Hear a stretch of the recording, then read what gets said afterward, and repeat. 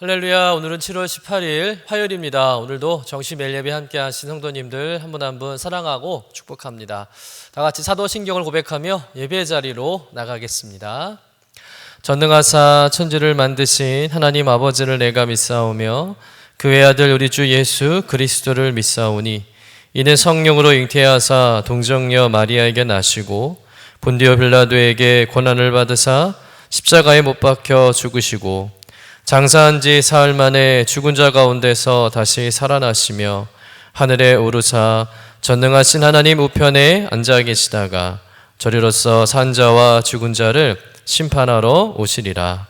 성령을 믿사오며 거룩한 공회와 성도가 서로 교통하는 것과 죄를 사하여 주시는 것과 몸이 다시 사는 것과 영원히 사는 것을 믿사옵나이다. 아멘. 다 같이 찬송가 370장 주 안에 있는 나에게 우리 함께 찬송하겠습니다.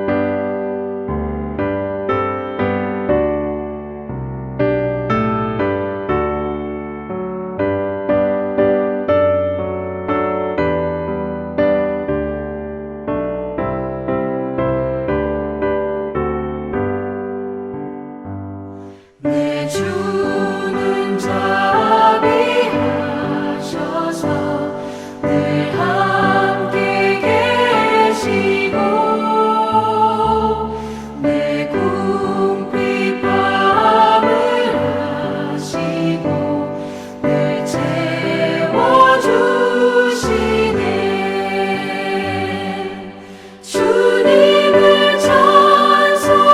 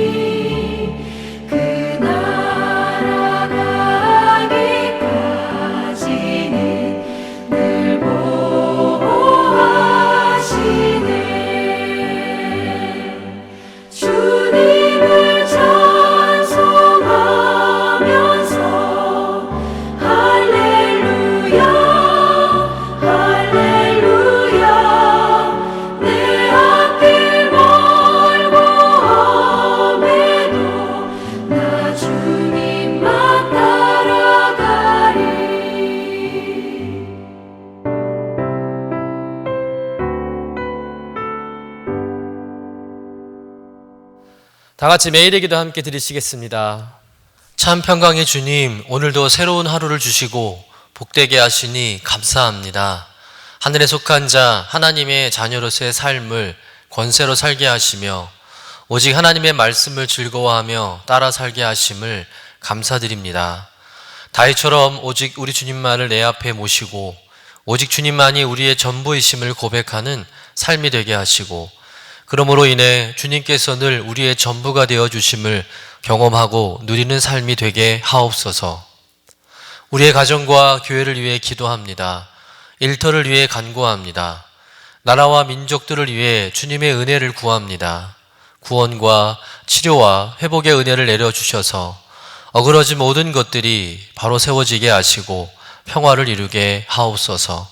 이제 일상이 된 경건의 일과를 통해서 성령의 충만, 성도의 영화를 이루게 하옵소서. 주님 사랑합니다. 언제나 자기 눈동자와 같이 우리들을 사랑하시는 주 예수 그리스도의 이름으로 기도드립니다. 아멘. 오늘 우리에게 주시는 하나님의 말씀은 사도행전 12장 1절에서 12절까지의 말씀입니다. 함께 받들어 읽겠습니다. 그때 헤롯 왕이 손을 들어 교회 중에서 몇 사람을 해하려 하여 요한의 형제 야고보를 칼로 죽이니, 유대인들이 이 일을 기뻐하는 것을 보고 베드로도 잡으려 할새 때는 무교절 기간이라.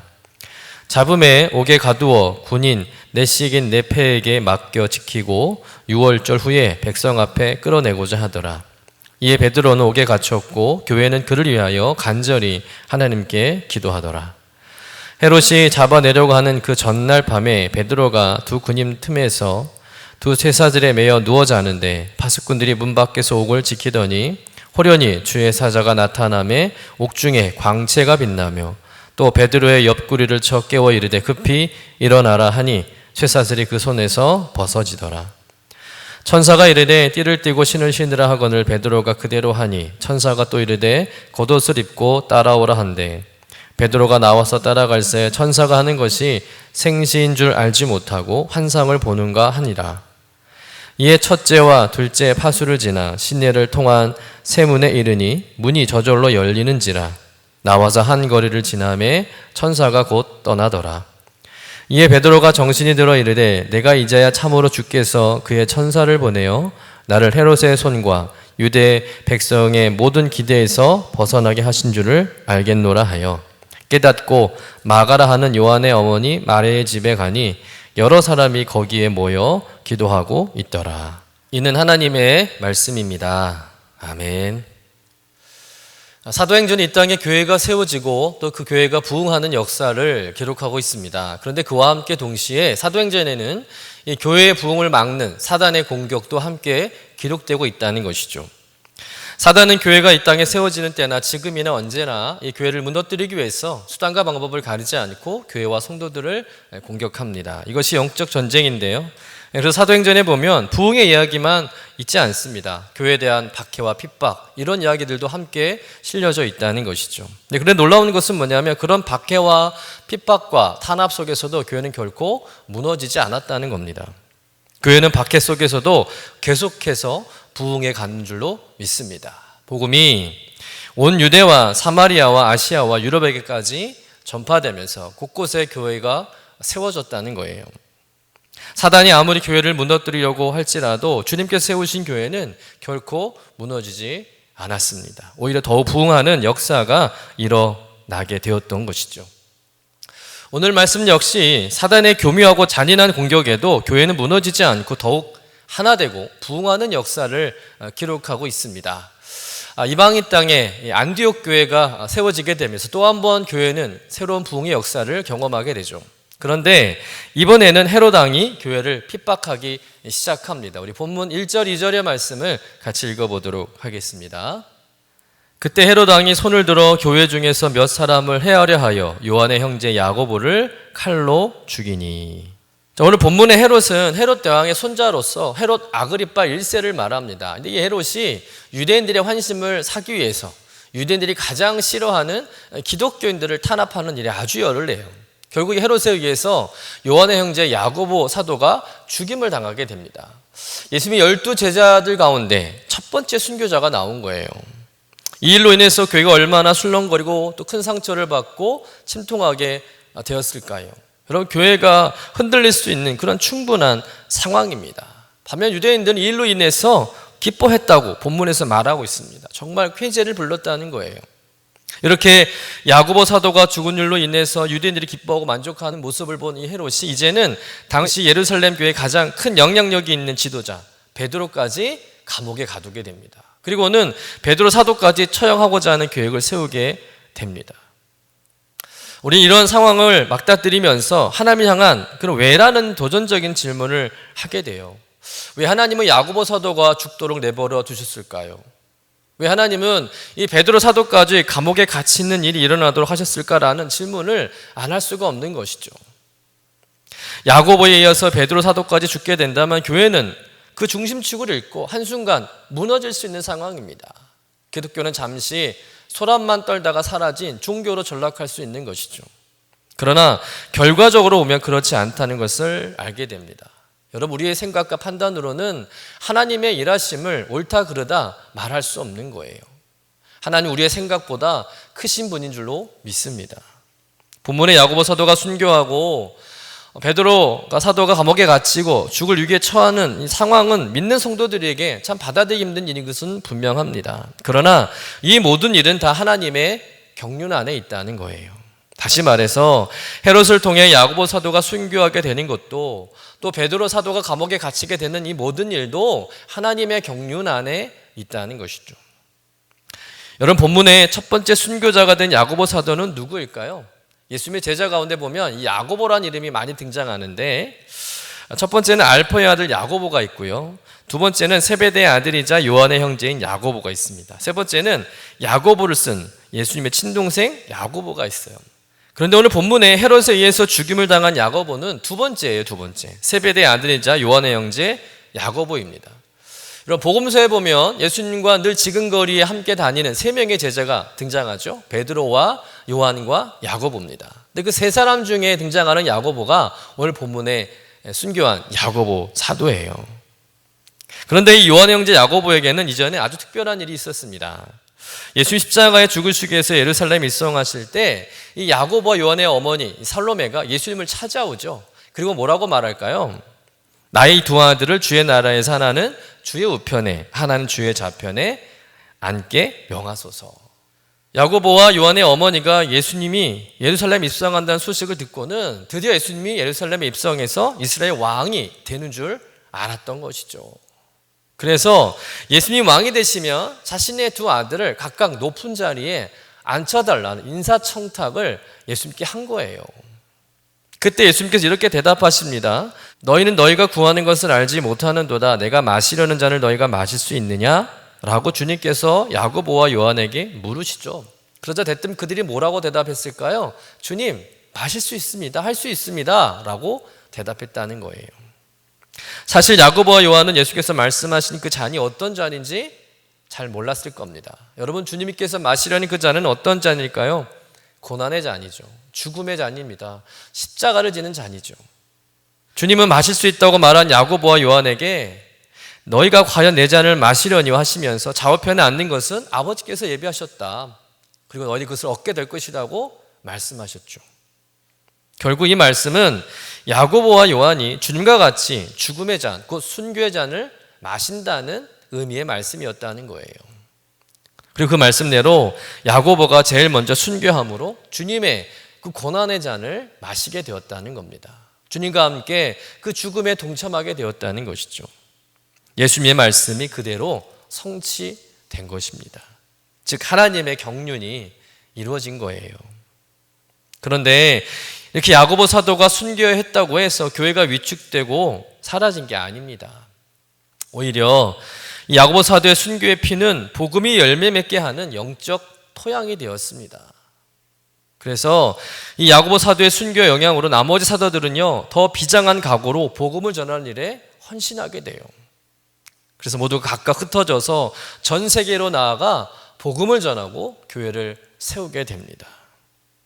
그러다가 이 사도 요한을 제외한 모든 사도들은 복음을 전하다가 그곳에서 순교함으로 일생을 마치게 되죠. 그러나 그 사도들의 순교의 피로 인해서 주님의 교회가 전 세계 모든 땅 위에 세워지게 된 줄로 믿습니다. 또 수많은 영혼들이 예수님을 믿게 되고 구원받는 역사가 일어나게 된 줄로 믿습니다. 여러분, 야고보 사도의 순교의 피는 결코 헛되지 않았다는 것이죠. 여러분, 베드로 역시 헤롯의 교활한 계약에 의해서 감옥에 갇히게 되었지만 베드로 사도는 죽지 않습니다. 아직 때가 아닌 거예요. 오히려 베드로 사도가 감옥에 갇힌 일로 인해 성도들은요 더욱 기도하게 됩니다. 더욱 하나님께 기도합니다. 그 기도를 통해서 베드로 사도를 묶고 있는 쇠사슬이 끊어지게 되죠. 그리고 감옥 문이 저절로 열리게 됩니다. 그래서 베드로는 감옥에서 유이 나와서 성도들을 만나는 기적을 경험하게 돼요. 베드로 사도가 감옥에 갇힌 일로 인해서 교회는 더욱 뜨겁게 기도했고요. 그 기도함으로 인해서 온 성도들은 하나님의 기적과 도우심을 경험하게 됩니다. 기도의 능력을 체험하게 되었다는 것이죠.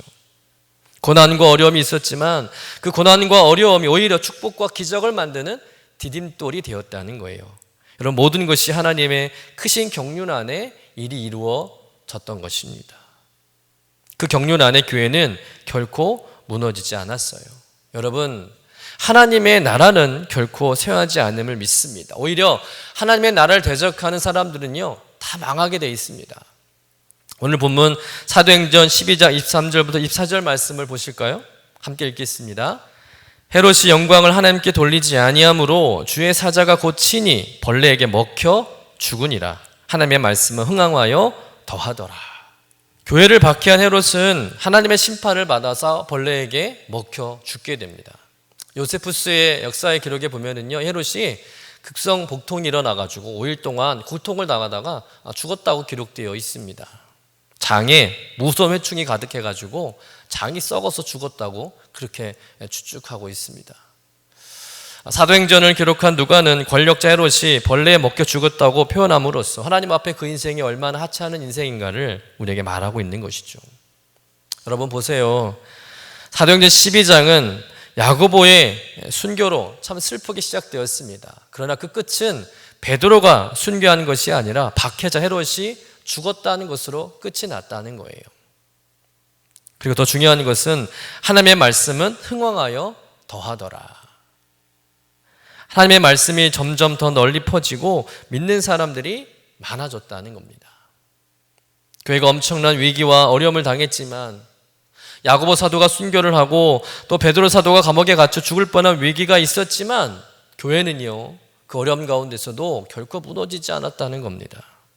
마귀가 세상의 권력을 동원해서 성도들을 핍박하고 교회를 무기력하게 그렇게 시도했지만 그 모든 시도는 다 실패했다는 거예요. 결국은 하나님이 승리했다는 것입니다. 여러분, 우리의 눈에 보기에는 분명 고난입니다. 아픔입니다. 실패입니다. 하나님께서 아무것도 하시지 않는 것 같습니다. 그러나 하나님은 우리의 고난과 아픔과 실패를 넘어 그것을 통해서 더 위대하고 놀라운 일을 준비하시고 일하시는 분인 줄로 믿습니다. 이것이 하나님의 경륜이라는 거예요. 사랑하는 성도 여러분, 오늘 야고보 사도의 순교와 베드로 사도가 감옥에 갇힌 일을 통해서 하나님의 경륜을 다시 한번 깨닫는 여러분 되시기를 주님의 이름으로 간절히 축원합니다. 여러분, 초대교회 성도들은 하나님의 경륜을 신뢰했습니다. 하나님께서 반드시 선하게 일하실 것을 믿었습니다. 그래서 말할 수 없는 박해와 핍박을 받아도 그들은 흔들리지 않았습니다. 복음을 포기하지 않았습니다. 부활하신 예수님을 영원한 소망으로 붙잡고 현실에 부딪혀오는 수많은 문제들과 싸워서 승리했습니다. 도중에 믿음의 길을 포기하지 않았다는 거예요. 중단하지 않았다는 것입니다. 여러분, 여러분이 처한 상황을 보면 얼마든지 하나님을 원망할 수도 있고요, 하나님을 의심할 수도 있을 것입니다. 도대체 왜 나에게 이런 일이 일어나게 되었을까? 도대체 이해할 수 없는 일이 있을지도 모르겠습니다. 내가 하나님을 잘못 믿은 것이 아닌가? 내가 헛된 신앙생활을 한 것이 아닌가 생각할 수도 있을 것입니다. 그러나 그 상황 너머에 일하신 하나님을 만나시는 여러분 되시기를 간절히 축원합니다. 여러분, 아무리 먹구름이 하늘을 덮고 있어도 그 구름 뒤에는 밝은 태양이 존재하는 줄로 믿습니다. 잠시 태양이 구름에 가려졌을 뿐입니다. 아무리 어려운 고난과 슬픔과 절망 우리 앞에 닥쳐오고 우리를 가로막을지라도 여러분, 하나님은 여전히 그 뒤에 살아계신 분인 줄로 믿습니다. 그래서 어떤 고난과 위기가 닥쳐와도 여러분, 그것 때문에 절망하거나 포기하지 마시고 위대하신 하나님의 경륜과 신실하신 그 약속, 놀라운 반전 이루시는 하나님을 믿음으로 바라보며 승리하시는 저와 여러분 되시기를 주님의 이름으로 간절히 축원합니다. 기도하겠습니다. 주님, 고난도 슬픔도 하나님의 주권과 경륜 안에 있음을 믿습니다. 그러니 하나님이 하시는 일을 다 이해할 수 없을지라도 하나님의 경륜을 붙잡고 날마다 감사하며 순종하며 주님을 따라가는 삶이 되게 하여 주옵소서. 우리가 직면하게 되는 모든 상황이 때론 너무 절망적이고 감당하기 어려운 산이 가로막고 있을지라도 그 산을 옮기시고 광야의 길을 만드시고 사막의 강을 내신 하나님을 신뢰하게 하여 주옵소서. 그래서 믿음 안에서 강하고 담대하게 하시고 기도하는 중에 하나님의 도우심과 기적을 경험하는 복된 인생 되게 하여 주옵소서. 감사드리며 거룩하신 예수님의 이름으로 기도드립니다. 아멘. 하늘에 계신 우리 아버지여, 이름이 거룩히 여김을 받으시오며 나라가 임하시오며 뜻이 하늘에서 이루어진 것 같이 땅에서도 이루어지이다. 오늘 우리에게 일용할 양식을 주시옵고 우리가 우리에게 죄 지은 자를 사하여 준 것 같이 우리 죄를 사하여 주시옵고 우리를 시험에 들게 하지 마시옵고 다만 악에서 구하시옵소서. 나라와 권세와 영광이 아버지께 영원히 있사옵나이다. 아멘.